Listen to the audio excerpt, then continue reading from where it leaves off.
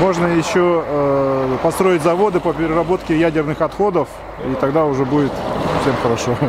Лучше метро пускай построят. Оно полезнее для людей, чем космодром.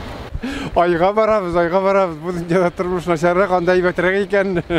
Я как думаю, в Татарстане поставят забор, никого не спросят.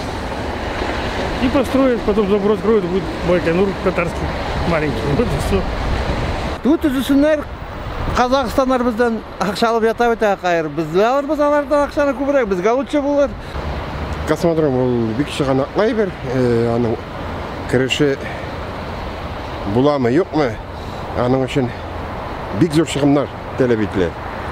Татарстанның көче җитмәй ала. Татарстанда төзәргә шуны кирәк, потому что развивать итәргә кирәк, космический промышленности бірінші орынға чыгарга кирәк, мировойга, алай барса. Для этого сделают референдум, спросят мнение народа, как он посчитает, так пускай и будет, если народ хочет, чтобы у нас вот летали тарелки НЛО и так далее с нашими туристами, то ради бога, не захотят, так не надо, мне кажется.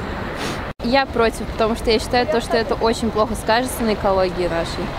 Ну, возможно, еще не хватает солнечных батарей, такие, как вот в пустынях ставят на огромных площадях. Только этого, может, не хватает. Дорогу не чистят. А так, не знаю даже больше, что добавить. Я, в принципе, за то, что построили космодром в центре Казани, в центре Кремля. Около Белого дома можно построить космодром. А можно построить в Боровых Матюшинах. Там тоже вид открывается красивейший, некрасивейший. Как раз людям, которые туда приезжают отдыхать, могут сразу лететь туда, на космос.